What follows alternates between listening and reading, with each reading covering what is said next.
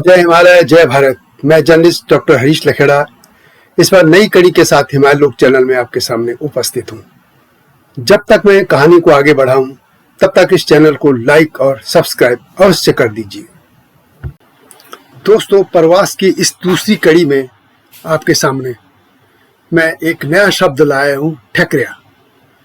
बहुत से लोगों ने इसे शायद सुना भी न होगा। यह संबोधन दिल्ली वालों के लिए पहाड़ में लोग अक्सर करते थे। अब चूंकि संचार क्रांति ने पहाड़ और दिल्ली की दूरी को बहुत कम कर दिया है, इसलिए यह शब्द अब सुनाई नहीं देता है।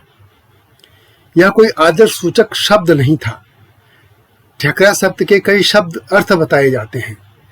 एक तो जो ठेकेदार के यहाँ काम करता हो, या दूसरा ठुकराए लोग, जो भी हो। लेकिन वर्ष 2000 में जब अलग राज्य बनने के बाद कुछ उत्साही युवक उत्तराखंड में अपना राजनीतिक भविष्य तलाशने गए थे, तो उत्तराखंड में लोगों ने उनके लिए ठेकरा शब्द कहा था। लोगों ने कहा था कि देखो, ये ठेकरे आ गए और यहाँ भी अब राजनीति करेंगे।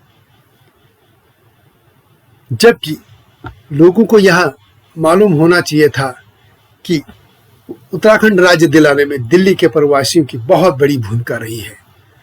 और दिल्ली नहीं, बम्बई, चंडीगढ़, लखनऊ समेत जहाँ भी उत्तराखंडी लोग थे, प्रवासी लोग थे, उन्होंने इस राज्य के लिए बहुत बड़ा आंदोलन किया, योगदान दिया। इसी तरह उत्तराखंड के सामाजिक और विभिन्न विकास के कार्यों में भी प्रवासी लोगों की बड़ी भूमिका रही थी। और उनकी, हालांकि अब यह शब्द ठेकरिया इतिहास का हिस्सा बन गया है, लेकिन उस दौर में इसे अपमानजनक माना जाता था। दरअसल शुरू में दिल्ली के लोग यहाँ पे निचले स्तर की नौकरी करते थे, घरों से लेकर होटलों में या घरेलू नौकरी में थे। इसलिए जब वो एक गांव लौटते थे तो लोग उनको ताने मारते थे। और वास्तव में पहली पीढ़ी ने महानगरों में जो संघर्ष किया था, उन्होंने मेहनत करके अपनी अगली पीढ़ियों को बहुत आगे बढ़ाया। उन्होंने मेहनत करके सम्मानजनक पदों पे पहुंच गए थे। और वर्ष 2000 में उत्तराखंड राज्य बनने के बाद दिल्ली से भी कुछ युवक उत्तराखंड में अपना राजनीतिक भविष्य तलाशने गए थे, तो उन्हें भी ठेकरा शब्द सुनने को मिला था। लोग कहते थे कि ठेकरा आ गए।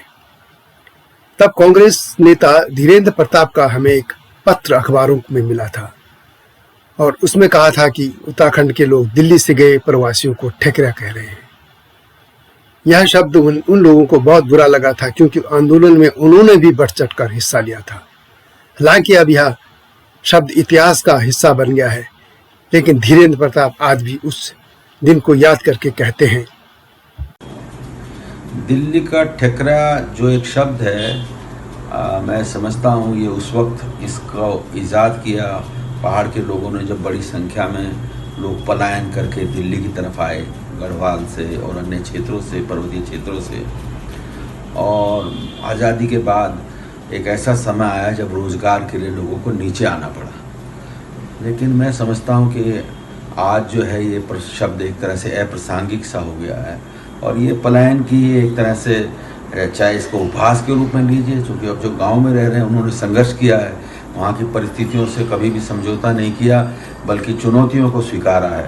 तो ये पहाड़ के लोगों की एक दृढ़ता को दिखाता है।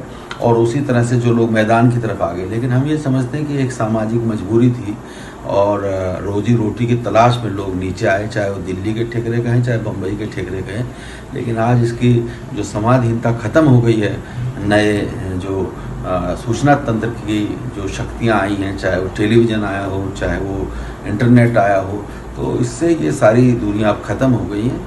और डॉक्टर हरीश लखेड़ा जो हमारे विद्वान हैं इन विषयों के, उन्होंने अपने जो हिमालय करके जो चैनल चलाया उसमें इसका जिक्र भी किया, और जो पुस्तक लिखी है और जिस पर उन्हें डॉक्टरेट मिली है, मैं समझता हूँ वो एक बहुत महत्वपूर्ण इसके ऊपर एक टिप्पणी है।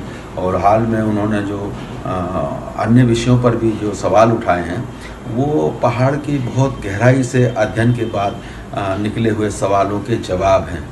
तो मैं समझता हूँ कि ये जो ठकरा शब्द है उसको आज इस तरह से उपहास या अपमान के रूप में नहीं लिया जाना चाहिए। परिस्थितिवश कुछ शब्द पैदा होते हैं और परिस्थितिवश ही वो शब्द। वास्तव में पहाड़ के लोगों जो आज दिल्ली में दिखाई देते हैं, यह सफर इतना आसान नहीं था। शुरू के दौर में इन लोगों को चौकीदारी, चपरासी, होटलों में, घरों में काम करना पड़ा था और वह इतना कठिन दौर था कि लोगों को किसी भी तरह अपने को यहाँ स्थापित करने की धुन सवार थी और आखिरकार उनकी वह मेहनत आज रंग लाई और हर तरफ उत्तराखंड के लोग अपनी दमदार उपस्थिति में मौजूद हैं। कई बार तो लोग महीनों तक घर भी नहीं जा पाते थे, दिल्ली में वो रहते थे। जब वे गांव लौटते थे तो लोग उनको ताने मारते थे और कहते थे कि क्या वे डिक्ची डिपार्टमेंट और कच्ची ब्रांच में काम करते हैं। इस तरह का अपमान सहकर भी उन लोगों ने दिल्ली में अपनी यात्रा जारी रखी और उसका नतीजा आज सबके सामने है। स्थिति यह थी कि लोग कई महीनों सालों तक गांव नहीं जा पाते थे और पैसा व जवानी गांव से यहां आने और जाने में ही बीत गई थी। इस तरह ऐसे लोगों के लिए ठकरा शब्द का इस्तेमाल बहुत ही अपमानजनक था, जबकि हम सभी को उनकी मेहनत का सम्मान करना चाहिए था। उन्होंने शहरों में कड़ी मेहनत करके अपनी संतानों को की शिक्षा पर बहुत ध्यान दिया, जिससे अगली पीढ़ियां लगातार उन्नति करती चली गई। आज स्थिति यह है कि दिल्ली में शायद ही कोई व्यक्ति होगा जो घरों में काम कर रहा होगा। कैबिनेट सेक्रेटरी तक उत्तराखंड के लोग रह चुके हैं। केंद्र सरकार का कोई मंत्रालय विभाग नहीं जहां पहाड़ के लोग नहीं हैं। कला, पत्रकारिता, उद्योग, सरकारी, निजी क्षेत्र, हर जगह पहाड़ के लोग हैं और सबसे बड़ी उनकी पूंजी यह है कि आज समाज में उनको बेहद ईमानदार और कर्मठ माना जाता है। दिल्ली में राजनीतिक तौर पर भले ही अभी उतनी प्रगति नहीं कर पाए हो, लेकिन यहाँ हर क्षेत्र में उनकी दमदार उपस्थिति है। सरकारी और निजी क्षेत्र में वे हर जगह मौजूद हैं। विनोद पांडे, कमल पांडे जैसे लोग कैबिनेट सेक्रेटरी तक पहुंच गए हैं और विभिन्न मंत्रालयों में सचिव तो पहले ही उत्तराखंड के लोग बन चुके हैं। केसी पंत दिल्ली से सांसद भी चुने गए थे। इसके अलावा दिल्ली विधानसभा में भी समय समय पर अपनी उपस्थिति दर्ज कराते रहे हैं। महानगर परिषद के समय में भी कार्यकारी पार्षद कुलानंद भारती थे, तब मंत्री का उन्हें दर्जा माना जाता है। दिल्ली नगर निगम में भी उत्तराखंड के लोग अपनी मौजूदगी दर्ज कराते रहते हैं। दिल्ली के प्रवासी उत्तराखंडी मुख्यतः दो भागों में बढ़ चुके हैं। एक इलीट क्लास हो गया है और एक वही है जो अभी भी अनधिकृत कॉलोनियों और निम्न स्तर पे जी रहा है। पहाड़ से आई पीढ़ी अभी भी उत्तराखंड के प्रति पहली जैसी संवेदनशील है, लेकिन जो नई पीढ़ी और जो यहीं जन्मे लोग हैं, जो बच्चे अब यहीं जन्मे, उनके पहाड़ के लिए उतना मोह नहीं रह गया है। वे पहाड़ को सिर्फ पर्यटन के नजरिए से ही देखते रहते हैं। इस लंबी यात्रा में इसके अलावा वे रामलीला कमेटियां भी बनाते हैं और उत्तराखंड के लोग खूब रामलीलाएं खेलते हैं। हर हफ्ते वे पैसा जमा करने वाली कमेटियां भी डालते हैं और इसी कारण से अब वे मिलते जुलते हैं और अपने बाद उनका पुराना जो संबंध है वो निभाते रहते हैं।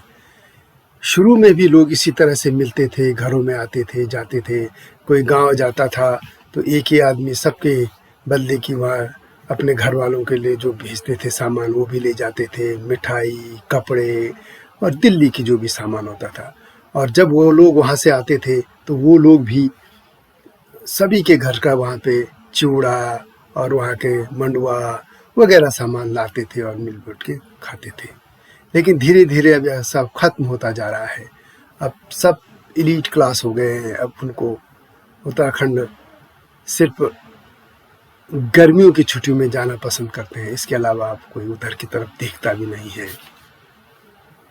उत्तराखंड राज्य बनने के बाद एक बड़ा बदलाव आया है और यह आंदोलन के दौरान यह बदलाव देखा गया था। वह यह था कि पहले लोग गढ़वाल, कुमाऊं, जिला, पट्टी वगैरह में बटे थे, लेकिन इस आंदोलन के बाद एक बृहद तौर पे ये उत्तराखंडी के तौर पे सामने आए। एक इनको नई पहचान वहाँ आंदोलन दे गया था।